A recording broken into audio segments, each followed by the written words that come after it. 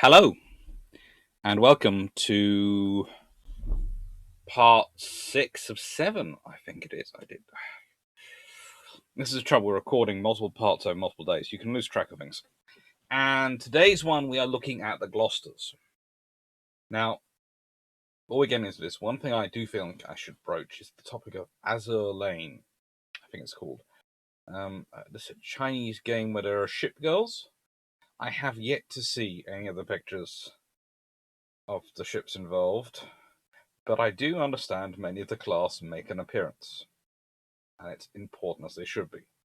However, one of the most interesting things I hear about is that HMS Belfast dresses up as a maid and uses it to foil an attack. And I rather like that idea, in that HMS Belfast, or all town class cruisers, in fact, do have the capacity to look, because they are 6-inch cruisers, because they are technically light cruisers, to look weak, to look on a simple, I don't know, top trumps analysis, to look a lot weaker than their perhaps opponents of the same size who are armed with 8-inch guns. But again, it returns to the fact that the Royal Navy had done that chart. The Royal Navy had done their analysis, and they knew how good their 8-inch guns were roughly compared to everyone else. So, whilst the Gloucesters are topic today, they are not all the way back through there to there.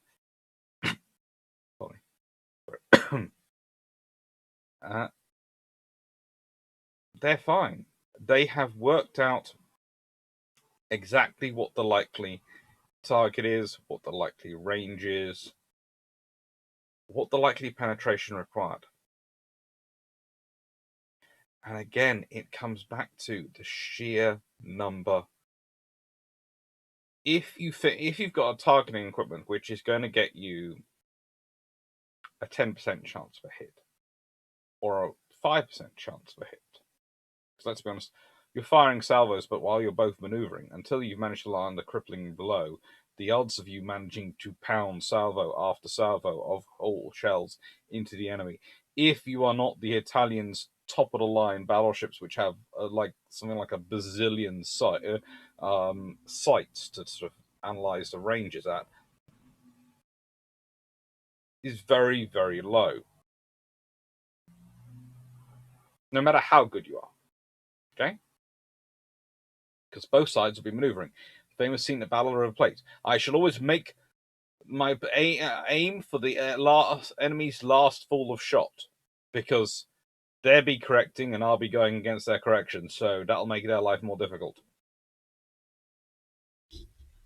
Doesn't say the last bit, but that's what he's doing.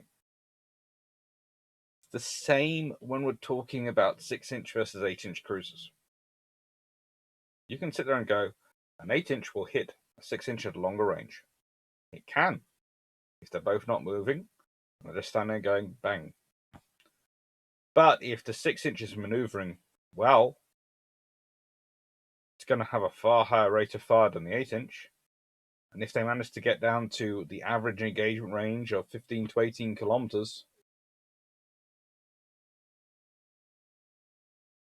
chance of hitting become a major important thing, a major factor.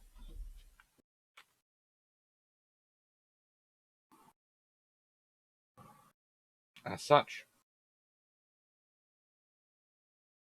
this is where the Gloucesters come in, because, as I've already said, they start off their lives in the Indian Ocean. They start off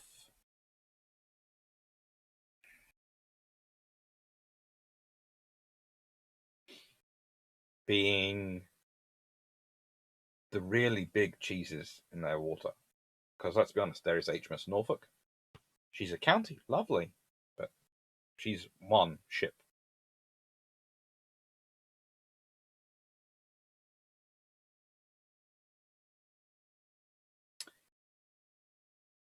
Liverpool.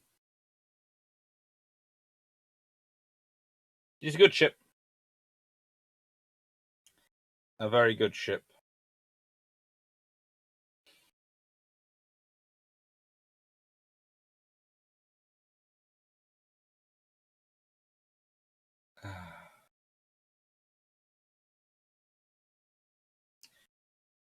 She's commissioned and goes pretty much straight to the Indian Ocean.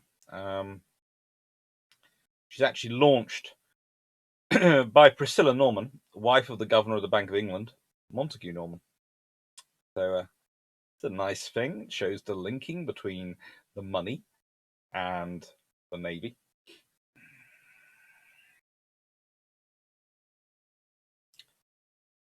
And interesting enough, she was the first first cruiser to be launched at the Fairfield shipyard since previously a County-class cruiser.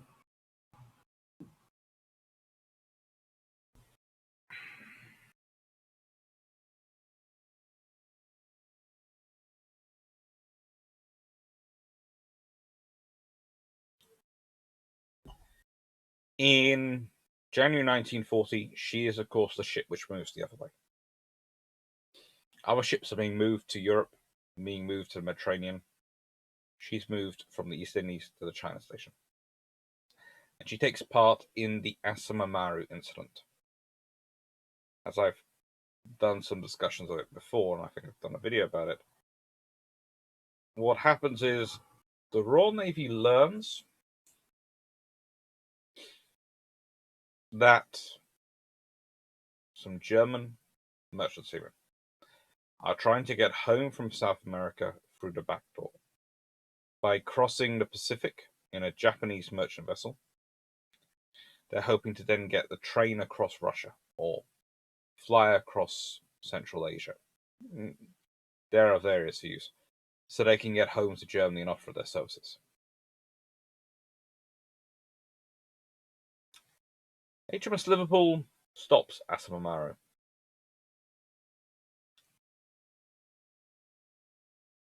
Just beyond visual range of Tokyo Bay.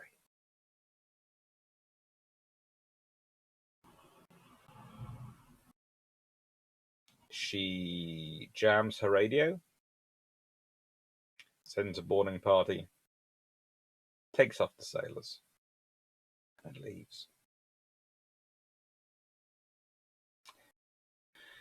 The Japanese, of course, react very unhappily to this, and there is a whole legal furor which comes from it. But here's the point. HMS Liverpool had just very graphically demonstrated to the Japanese Navy just how capable the Royal Navy's not surface raiders, honestly not surface raiders, no, we're not surface raiders, we're anti-surface raiders, were.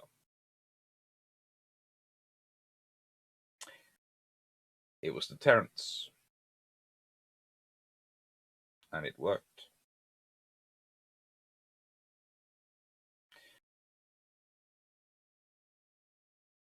Japan enters the war in December 1941. January 1939, the Royal Navy uses a cruiser to express its displeasure with them. That is, of course, HMS Birmingham. In January 1940, they use a cruiser to express their displeasure with them. In January 1941, they don't have enough cruisers to react to what the Japanese are doing. There are potential incidents, but the RN doesn't have a cruiser of enough status available to do it. By the end of the year, they're deploying 2 battleships without air cover or sufficient cruisers, or sufficient destroyers. And they know it.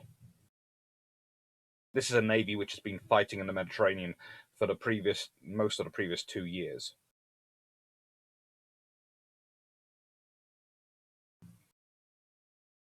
They know exactly what kind of scenario and air threat they have to face. Tom Phillips is not a stupid officer. He and Admiral Henderson do disagree at some point in the Admiralty.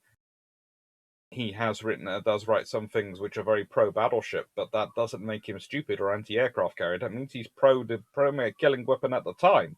And honestly, Aircraft are developed very quickly in World War II and had been developing very quickly prior to World War II, but it's hard to put a point at when there's a tipping point and when they become far more likely to kill an enemy than battleships.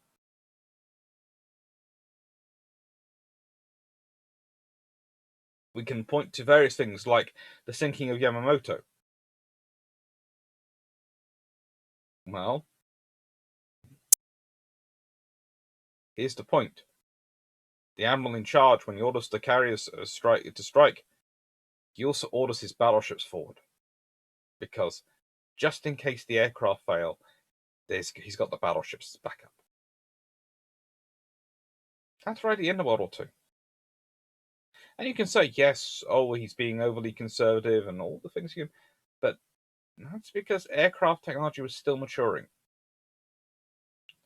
It's very difficult to look at now and look at the air power and debates of the first Gulf War and Kosovo, Bosnia, and all these things where air power has really been demonstrated to be very high precision, very targeted, have a very big impact, although ground troops have always need to be used as well. But, these things happen. But you cannot nor draw that back and say definitely would go back in time and say World War II, that was the same. It wasn't. It's taken a while to develop at this point. So at the time they were conservative, but that doesn't mean they were also stupid. It doesn't mean that they didn't want an aircraft carrier. They wanted one. But the RN had lost Courageous, Glorious, and Ark Royal. And they had more carriers building, but it takes time to get them into service. And Illustrious and Formidable have both been damaged. War happens. And the forces you have to fight a war will often be the forces you had at the beginning, subtracted by any losses. Don't expect to keep the same forces the whole way through.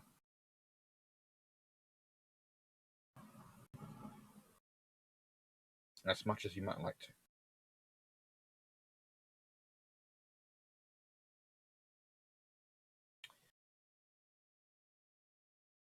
Liverpool herself was torpedoed twice during World War II. First when part of the Mediterranean Fleet, and later on as part of the Arctic convoys. But she was repaired. And she had other incidents, but she did well.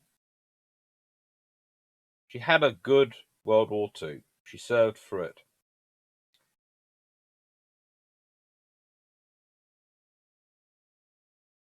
However, she was a victim of the Duncan Sandys 1957 white paper.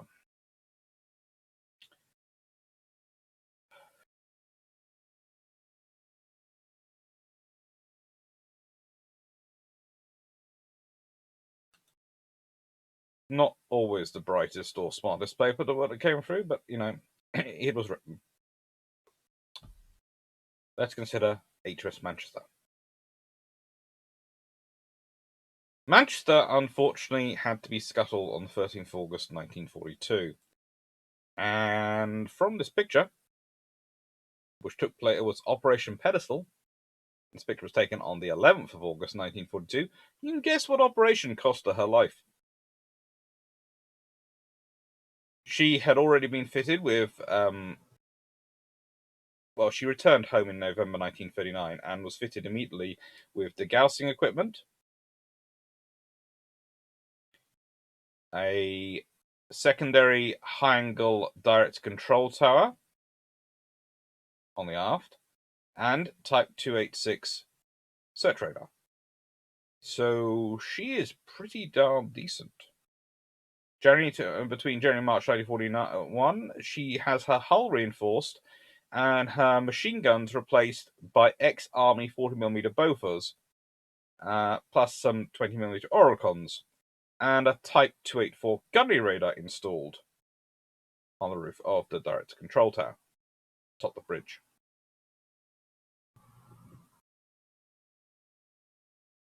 She also has additional splintering, plating, protecting added, for secondary armament and torpedo tubes, and anti-stick sonar system fitted. And then she gets, during Operation Substance, even more ex-Army Bofors. Basically, there is an interesting idea going around of whether these Army Bofors were officially supplied or not. All we know is they were fitted. And then she's upgraded further with a Type 279 early warning radar. And the Type 284 is restricted to her main armament, and Type 285 gunnery radars for her 4-inch guns are added. Plus, she has a Type 273 surface search radar, replaced the Type 286, and a pair of Type 282 gunnery radars for her pom-pom directors. So she has a lot of radar on her very quickly by sort of April 1942. By the time, unfortunately, she's not long before she's lost. Again, this was an advantage of the town class. Their size enabled them to be very easily upgraded. It's kind of like the tribal class, but even more so. So the size of the tribal class meant they were far easier to upgrade, to add radars and things to, because you had the space. When you're looking at the Didos, you don't have a lot of space to upgrade things. It's crammed already. Strange enough, the Arifusers proved far more viable to update than the Leanders. There are various arguments for this, but I would say it was basically layout. And then you have the town class, which have the Arifuser style layout, but are even bigger and have a lot more space, and are possibly the easiest cruisers to upgrade during World War II, which is why you have them getting fitted with radars and all these things, and why they last so long in service.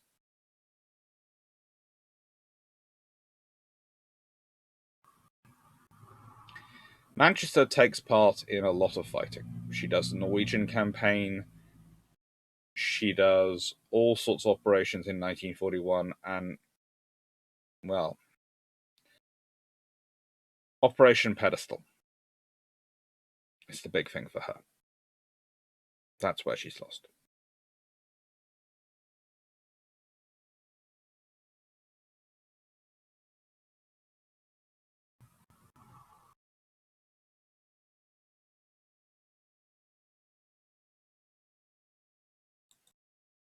She was part of the 10th Cruiser Squadron for Operation Pedestal. She escorted Furious to the main body and formed up with them off Portugal. That's another thing I'd like to point out. Furious doesn't really get used properly as a carrier in World War II, I would say, as often as she could have been. Mainly because of the need to get supplies to Malta. But also because she would have needed to be upgraded to really start being a functional carrier with the larger air groups and large aircraft coming in. She was supposed to be being replaced. Ark Royal had been built as extra to fill up their numbers, but Furious, Hermes, Eagle were supposed to be replaced by the 3 illustrious class carriers. Then there was going to be a 4th carrier coming in, which would replace, let's see, there's Argus and Eagle, and then the 4th one replaced Hermes. And then it was Indomitable and Implacable were supposed to replace Courageous and Glorious under the treaty system, with Unicorn being an extra and another growth. It's interesting to think what would have happened if it had been a couple more years had gone on and the Royal Navy had managed to turn itself around. It would have been short escort carriers. It would have had to build them far earlier and respond to the need of having small carriers far earlier. But it is interesting to think about.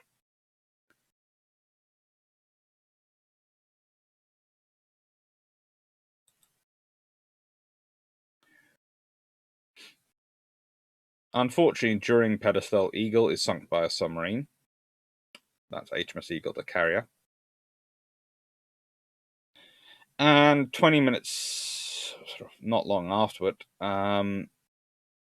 Manchester is attacked by Italian motor torpedo boats M16 and MS-22, which each fired one torpedo, and one of these managed to strike the aft engine room and jam her rudder hard to starboard as well.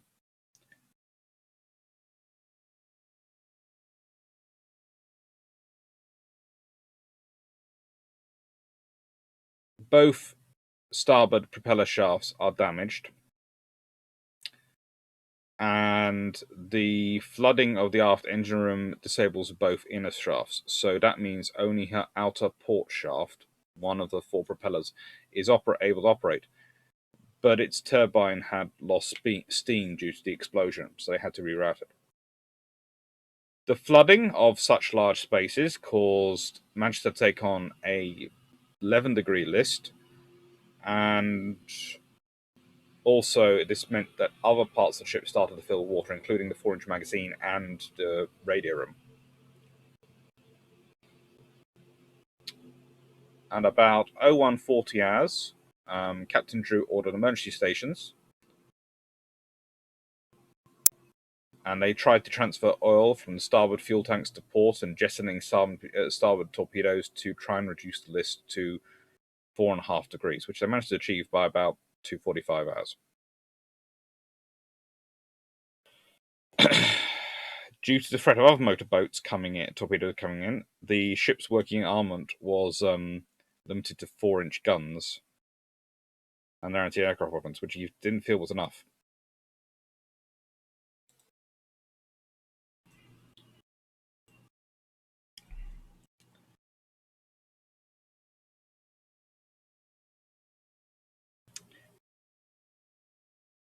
The initial damage reports had included a 2 to 3 hour estimate of restoring steam, as the extent of damage had not yet been fully assessed. And Captain Drew wanted to try and reach deep water by Zumba Island.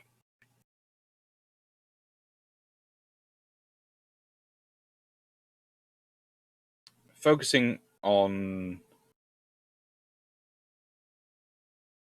the situation, Captain Drew actually turned out to be unaware that steam had been restored to the outer turbine, and the rudder and jam electrical power had been restored to steering gear at 0202 hours before he decided to abandon the ship 45 minutes later.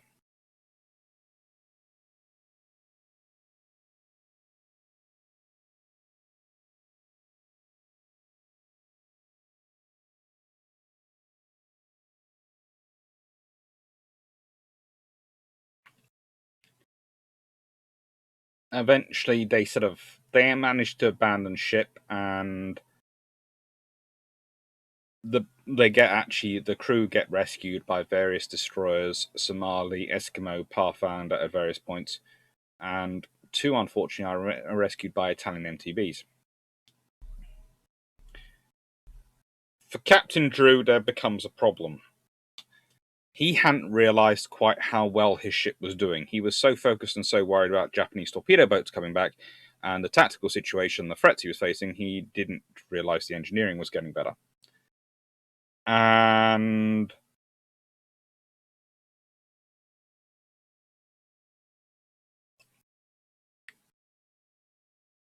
so they take testimony of witnesses, and Captain Drew therefore has the distinction of being one of the few officers to have been found by Admiralty Board, pretty much everyone there who agreed with him, that he had a lack of determination to fight his ship, and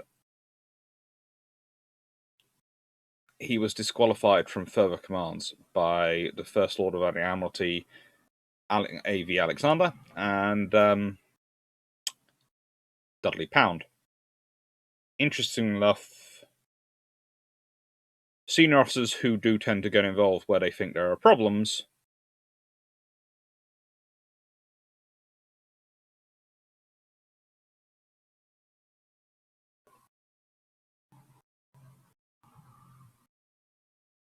didn't get involved to help him. In fact, it's one of the longest ever Royal Navy court-martials, and it's remarked that it's very similar to damage she'd already suffered early in the year and managed to survive. And Drew is not the only officer dismissed. 4 other officers and a petty officer are also punished by this. Basically, Manchester is one of those losses in the war which shouldn't have happened. There are losses which happen because of bad damage control, and there are losses where you sit there and go, you're rigging and scuttling charges when you've got the damage under control. One interesting point was apparently the chief engineer did say, why, son? No, we've got to scuttle. We've got to get away. It's bad tactics. It's a bad situation. We have to get them away. He believed that a high chance of Manchester running ground and falling into enemy hands. There are Pathfinder, Somali, and Eskimo. There are 3 destroyers hanging around near you. The Admiralty did go through quite long ago. Yes, when you were first attacked, you were on your own, and you were a picket. That's fine. But by the point of you've got radar operating, functioning, you've got these functioning, you are not in the same situation. But sadly enough, Manchester was lost, and now we're on to HMS Gloucester. So I will start Gloucester properly. So, whereas the previous ship's loss, Manchester can be put down in many ways to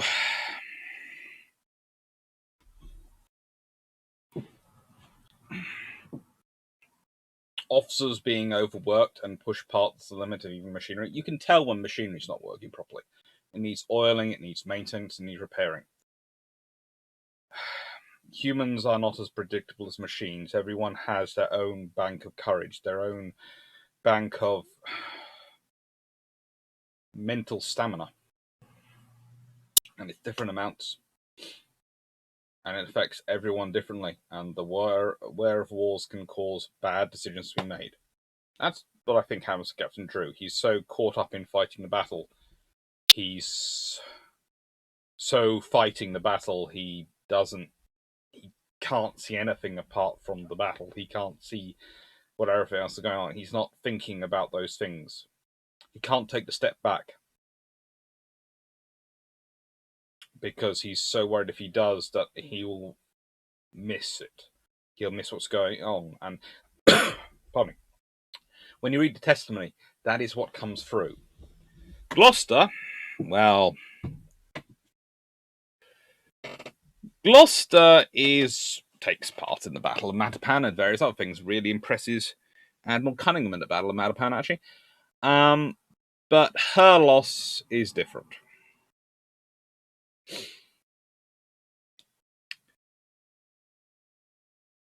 She's taking part in the counter of the invasion of Crete. So Cunningham splits his forces into several groups. And after German paratroopers landed on 20th May, Gloucester was assigned as the command ship of Force B and tasked with interdicting any efforts to reinforce the German forces on the island. Force B was ordered on a night patrol between Cape El Hosni and Cape Matapan. It encountered no enemies, so it joined up with Rear Admiral Rawlings' Force A1 on the morning of the 21st of May. A German-Italian convoy was then sighted by Allied reconnaissance later that day, and B, C, and D were ordered to intercept it, with Force D making contact at 23:30 hours. Force B again encountered no vessels, but unfortunately, as they tried to withdraw westwards, they came under attack from Fliegerkorps 8.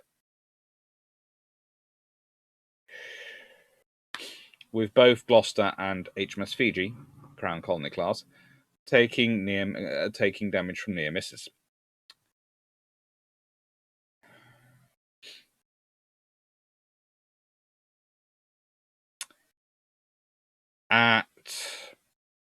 As they made the rendezvous, they did actually a stat of of their levels of high-angle anti-aircraft ammunition, and this is one of the things at this point of war.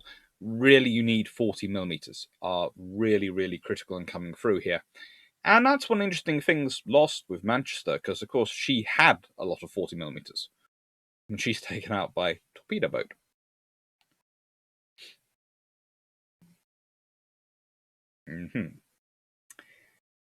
Of the cruisers present in the force that arraigned that morning, Ajax had 40% of her high-angle ammunition remaining, Orion 38%, Fiji 30%, Dido 25%, Gloucester 18%. Surprisingly enough, Ajax, Orion, and Dido were ordered to return to Alexandria with Force D.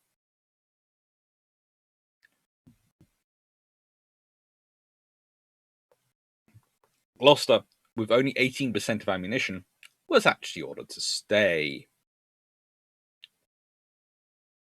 with Force A1. Why? Why is Gloucester staying? Why is Fiji with 30% staying and Gloucester with 18% staying? Because those are good ships.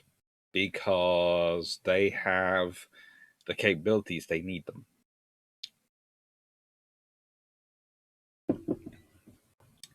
And also because a town class has an advantage from above, that if you're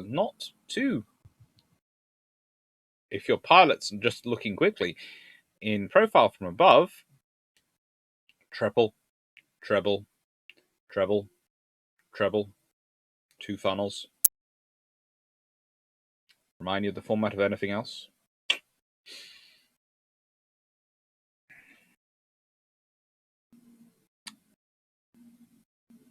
Ooh.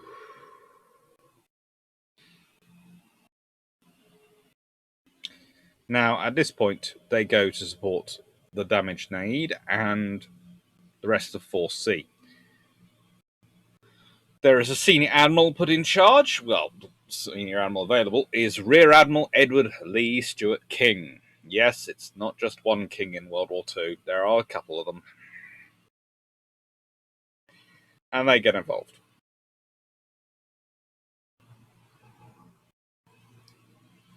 But whilst carrying out all these operations, Gloucester has started to make a target for herself.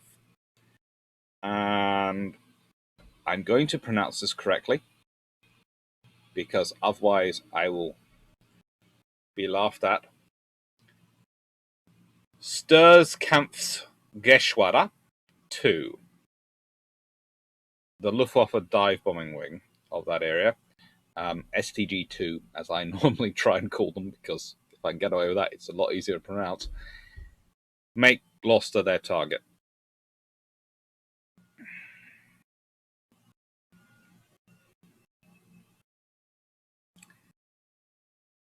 And she's hit by several bombs.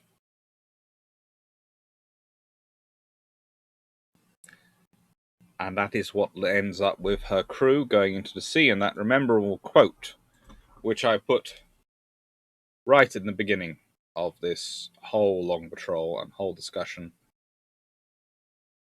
My first impression when I entered the water was it was agreeably warm, but I soon found that water, which is pleasant for bathing, is not necessarily a suitable medium in which to spend a day and night.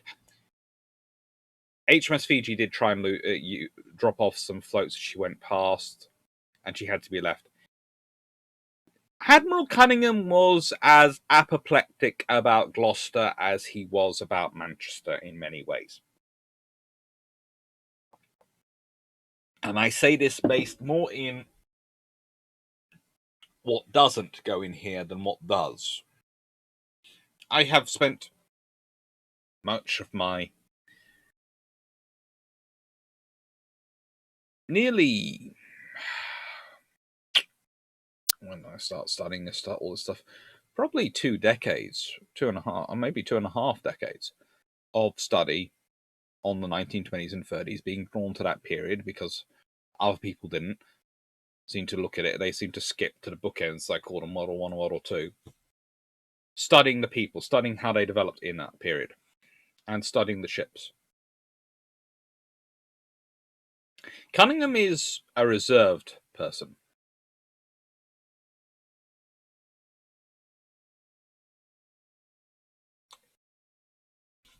His papers are pristine. He is a master, and this comes through, of the quiet conversation. But he only has the quiet conversations where he tells people off when he thinks that person can learn from it. When he doesn't think they can learn from it, they just don't get employed again. They just don't get asked. If they're too senior that you can't just ignore them, you find them a post far away from where they can cause any trouble. That's what happens to a lot of the officers involved here. The ones who go home, the ones who made that decision, find themselves in postings where, honestly, they're not going to cause much trouble. There's either always a more senior officer around to tell them what they're doing, or there's a very senior collection of staff around to actually do the job for them, and they're not expected to make any decisions. Or they're just gone.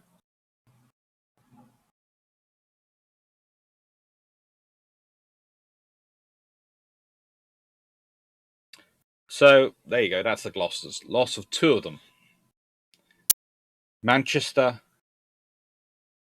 and Gloucester. Both lost. 1 sent into one of the most vicious air-sea battles known to mankind, with 18% of her anti-air ammunition remaining, and the other abandoned when it looked like she was going to survive.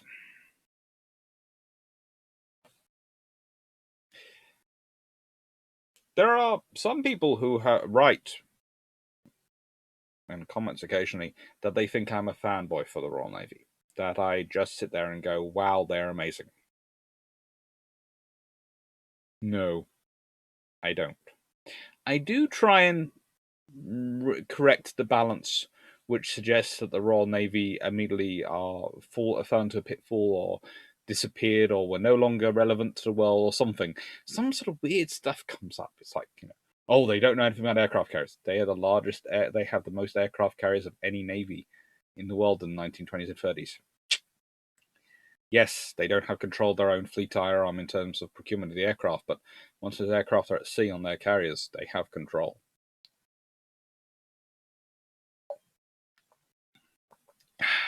Anyway, that was part 6. I hope you enjoyed it. Part 7 will be the Edinburghs and the conclusion. So, thank you. Take care.